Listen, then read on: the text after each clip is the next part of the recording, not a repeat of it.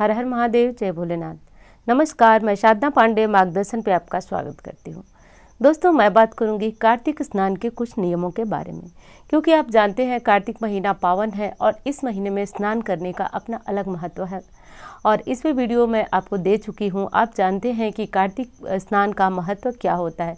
यदि आप व्रत करते हैं तो बहुत अच्छी बात है, और यदि व्रत नहीं करते हैं तो भी कोई समस्या नहीं है। कार्तिक में मुख्य चीज़ जो होती है वो स्नान होता है, और स्नान इसलिए होता है क्योंकि कहा जाता है कि कार्तिक मास में नारायण का वास, श्री हरि विष्णु का वास जल में होता है। इसलिए मान्यता के अनुसार सुबह ब्रह्म मुहूर्त में तारों की छाँव में स्नान करने का अपना अलग महत्व होता है। लेकिन दोस्तों, कार्तिक स्नान का कुछ नियम भी है। इन नियमों का पालन करते हुए यदि आप स्नान करते हैं, पूजन करते हैं, तो आपको कार्तिक स्नान का संपूर्ण फल प्राप्त होता है। दोस्तों, नियम क्या है? तो नियम जानने से पहले आपको एक चीज़ का ध्यान रखना होगा कि कार्तिक स्नान करने वाले जो है वह कुछ महत्वपूर्ण नियमों का ध्यान रखने के साथ साथ झूठ, लड़ाई झगड़े, कलह क्लेश इत्यादि चीज़ों से बचते हैं। तो ये तो सामान्य सी बात थी जो मैंने एक शब्द में बता दिया, तो इस पे ज़रूर ध्यान होना चाहिए। क्योंकि स्नान का मतलब कि ये नहीं है कि आपने सिर्फ सुबह जगा और स्नान किया और आपके जो काम है, पूजा पाठ है, सब खत्म हुआ, उसके बाद आप जो चाहें वो कर सकते हैं। ये महीना बहुत पावन है, और जब आपने कार्तिक स्नान का संकल्प ले ही लिया है, आप स्नान करने लगे हैं, तो इन बातों का ध्यान रखें। अब चलिए बात कर लेते हैं कि वो नियम क्या है।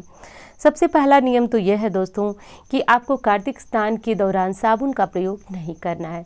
साबुन का प्रयोग नहीं करना है, ये चीज़ें आपको बहुत अजीब लग रही होंगी कि आप एक महीने तक कैसे बिना साबुन के नहाएंगे।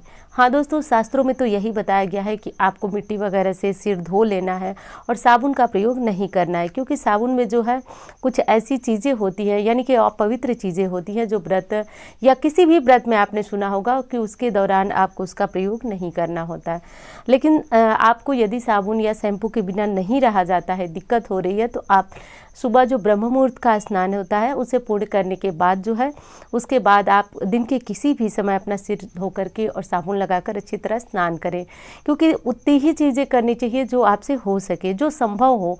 कुछ लोगों के बाल जो है मिट्टी से साफ़ ही नहीं होंगे और शरीर में जो है खुजली इत्यादि की समस्या हो जाएगी। तो इसलिए आप उस समय, यानी कि जब ब्रह्म मुहूर्त में आप स्नान कर रहे हैं, तो साबुन का प्रयोग ना करें। साबुन में अपवित्र चीज़ें होती हैं, और इसके बाद यानी स्नान के बाद आपको माता तुलसी की पूजा करनी होती है और नारायण की पूजा करनी होती है। तो इस हिसाब से आपको चलना है कि आपका व्रत, आपका नियम भी न टूटे और आपको बहुत अधिक समस्या, यानी कि स्वास्थ्य संबंधी समस्या भी न हो।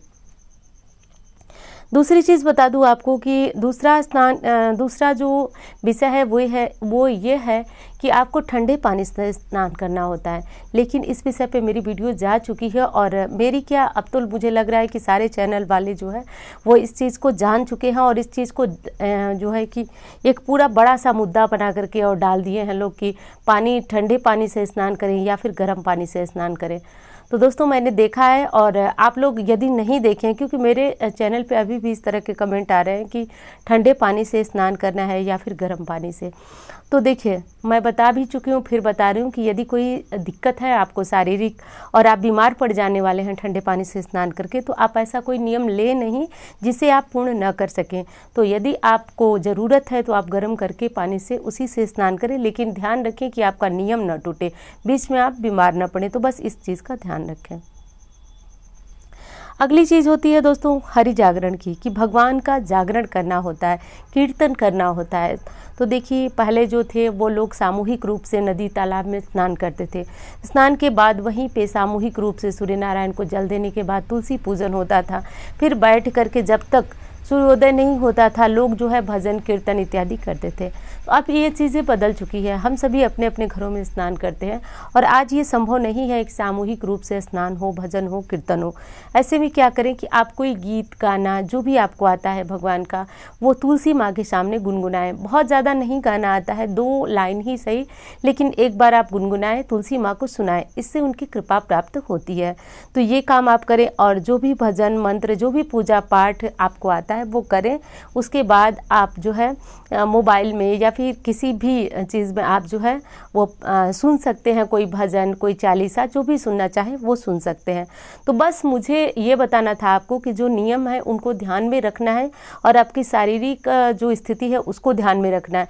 काम सभी करना है, क्योंकि देखिए इस जीवन में जो है मनुष्य जन्म में आपने लिया है तो इस तरह व्यर्थ तो नहीं जाना चाहिए।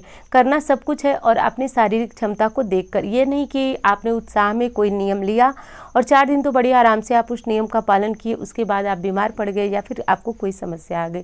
तो सबको ध्यान रख कर चलिए और मेरी वीडियो जो है उसी अनुसार होती है कि आप सभी को जो है सुगमता से सारी चीज़ें मिल जाए और आप उन नियमों को तोड़ ना सकें। और शायद इसलिए कि हाँ, एक प्रश्न और आया था कि दीदी आप भी स्नान करती हैं क्या? तो देखिए मैं तो बहुत काफ़ी समय से स्नान करती हूँ और मैं वही चीज़ें बताती हूँ जो कि मेरा खुद का अनुभव होता है, तो वो चीज़ें मैं आपको बताती हूँ। तो उम्मीद है कि आपको अच्छा भी लगता है, क्योंकि आप लोग जो है काफ़ी प्रशंसा भी करते हैं। अब अगले नियम की बात करें दोस्तों, आप जानते हैं तुलसी जी के अलावा भी आपको अन्य देव वृक्ष में दीपदान करने का अलग अलग महत्व है। दीपदान करने का इतना महत्व इसलिए है दोस्तों, क्योंकि स्कंद पुराण में भी बताया गया है कि नारायण ने जो है वह कुबेर को ये मतलब आदेश दिया, कहा कि कार्तिक महीने में जो भी दीपदान करता है उसके यहाँ लक्ष्मी की कमी यानी कि धन की कमी कभी नहीं होनी चाहिए। तो लक्ष्मी कुबेर की कृपा बरसती है जो लोग कार्तिक महीने में दीपदान करते हैं।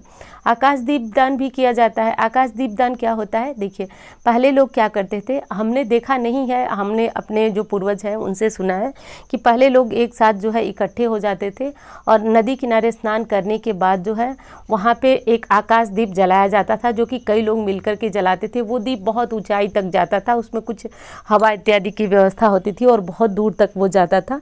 तो वो चीज़ें पहले होती थी, अब वो हो नहीं सकती हैं। तो अब ऐसे में आपको क्या करना है कि आप घर में जो सबसे ऊंचा तुलसी का गमला होता है या फिर सबसे ऊंची जो भी आपके स्थान हो, वैसे तो देखा जाता है कि घर में सबसे ऊंचा या छत पे सबसे ऊंचा हम तुलसी का गमला ही रखते हैं, तो वहाँ पे आप एक दीपदान करते हैं तो हो गया आपका वो। और यदि आपको लग रहा है कि घर में कोई ऐसी ऊंची स्थान है जहाँ पे आप दीप रख सकते हैं, तो प्रतिदिन शाम या सुबह कभी भी एक दीप आप रख दिया करें, वो भी आकाश दीप की तरह ही आपको पुण्य देगा। अब बात करते हैं दोस्तों कि आपने स्नान किया, सभी नियम पालन किए। एक नियम और है जिसे मैं बता रही हूँ, थोड़ा सा ध्यान देकर सुनिएगा। देखिए कहा गया है कि कार्तिक स्नान करने वाले को बिस्तर पे नहीं सोना चाहिए, यानी जो आपका प्रतिदिन का बेड है, बिस्तर जिस पे आप सोते हैं उस पे नहीं सोना चाहिए। कहाँ सोना चाहिए? तो भूमि शयन, यानी कि भूमि पे शयन करना चाहिए।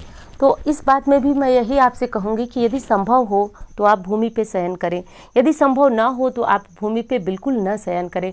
यहाँ भी वही बात मैं कहूँगी आपको कि ज़मीन पे सोने से यदि आपको कोई शारीरिक तकलीफ़ होती है तो आप अपने बिस्तर को साफ़ कर लें, आप उसकी चादरें बदल दें, प्रतिदिन बदलें, लेकिन ऐसा कोई नियम न लें जिससे आपको शारीरिक तकलीफ़ हो और आप अपने नियम को पूर्ण न कर सकें।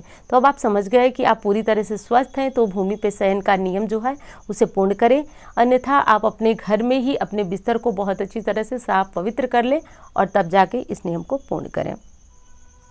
अब एक नियम और है जिस पे ध्यान देने वाली बात है कि कार्तिक महीने में ब्राह्मण भोज का बहुत महत्व है। ब्राह्मण ब्राह्मणी को यदि हम आंवले के नीचे या फिर बेल वृक्ष के नीचे बैठाकर भोजन कराते हैं तो बहुत अधिक पुण्य की प्राप्ति होती है, अक्षय पुण्य की प्राप्ति होती है, नारायण की कृपा होती है, माँ लक्ष्मी की कृपा होती है। तो यदि आप ये काम कर सकते हैं बेल वृक्ष के पास या फिर आंवले के पास, जो कि अक्षय नवमी के दिन होती है, आंवला नवमी भी उसको बोला जाता है, तो यदि आप ऐसा करते हैं तो अति उत्तम होता है। लेकिन नहीं कर पाते हैं तो आपको जब जिस दिन कार्तिक महीने का समापन होगा, कार्तिक पूर्णिमा के दिन, आप ब्राह्मण ब्राह्मणी के लिए कुछ वस्त्र ले लें, अनाज ले लें। वस्त्र ना हो सके तो सिर्फ एक जो होता है नैपकिन, जो अंगोछा बोलते हैं उसको, वो ले लें। कुछ भी ऐसा वस्त्र ले लें जो उनके उपयोग में आ सके, और कुछ अनाज ले लें, कुछ पैसे ले लें। तो ये चीज़ें लेकर के ब्राह्मण को दान करें तो भी आपको पुण्य की प्राप्ति होती है। तो दोस्तों ये थे कार्तिक महीने के नियम जिनको कि आपको ज़रूर पालन करना चाहिए। यदि आप स्नान करते हैं तो किस विधि से पालन करना चाहिए वो भी मैंने आपको बताई। अब एक चीज़ का ध्यान आप दीजिए कि कार्तिक महीने में आप तुलसी माँ को कैसे पूजन करेंगे रविवार के दिन, ये आपका प्रश्न आ रहा है।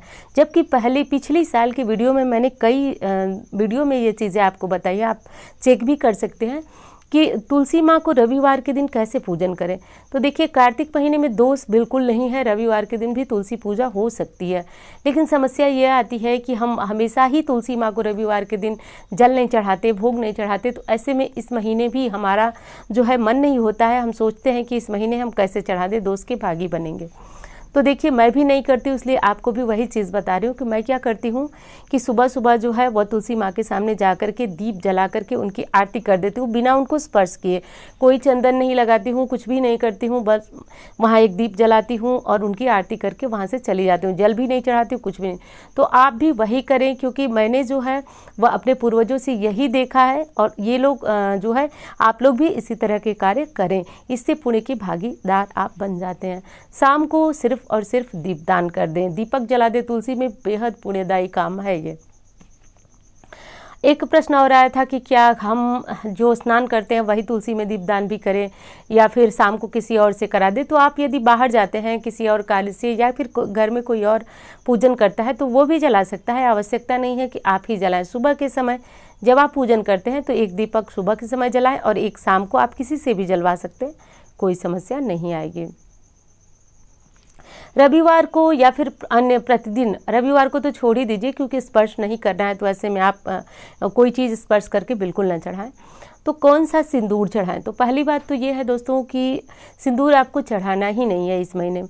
इस महीने में कुंवारी तुलसी की पूजा की जाती है, यानी कि वो तुलसी जिनका विवाह नहीं हुआ है। और एकादशी के दिन देवोत्थानी एकादशी जो होती है, उस दिन जब हम उनका पूजन कर लेते हैं, उसके बाद उनको सिंदूर चढ़ाते हैं। तब तक आप जो है वो लाल रोली वो नहीं जो हम लोग सिंदूर भरते हैं वो वाली नहीं, वो रोली जो कि टीका चंदन टीका के लिए प्रयोग में आती है, वो रोली कुमकुम जिसको बोलते हैं, वो प्रयोग में ला सकते हैं। बाकी पीला चंदन या फिर अष्टगंध, ये चीज़ें बहुत अच्छी है माँ तुलसी को चढ़ाने के लिए और आपके लिए बेहद लाभदायी होती हैं। तो ये काम आपको ज़रूर करना चाहिए। और किन किन चीज़ों को नहीं खाना चाहिए दोस्तों, इस नियम का तो आपको कठोरता से पालन करना चाहिए, ज़रूर करना चाहिए, यदि आप कार्तिक स्नान करते हैं तो भी और नहीं करते हैं तो भी, क्योंकि वैज्ञानिक नियम भी इनके हैं कि ये चीज़ें जो है वह वात पित्त को बढ़ाती हैं, इसलिए इन चीज़ों का सेवन जो है वर्जित होता है इस महीने में। लेकिन मैं यदि आध्यात्मिक बात कहूँ तो कार्तिक मास में इन चीज़ों का सेवन जो है वह भगवान की कृपा दिलाने में आपको बाधक बनाता है, आपको आलसी बनाता है। तो कौन कौन सी चीज़ें हैं? देखिए, सबसे पहला तो बैगन है। बैगन बिल्कुल नहीं खाना चाहिए इस महीने में।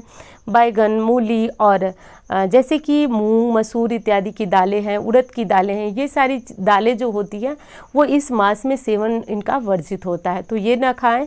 और बाकी जो नियम हैं, जो विधियां हैं, वो मैंने आपको बताई और उम्मीद करती हूँ जानकारी आपको पसंद आएगी। धन्यवाद।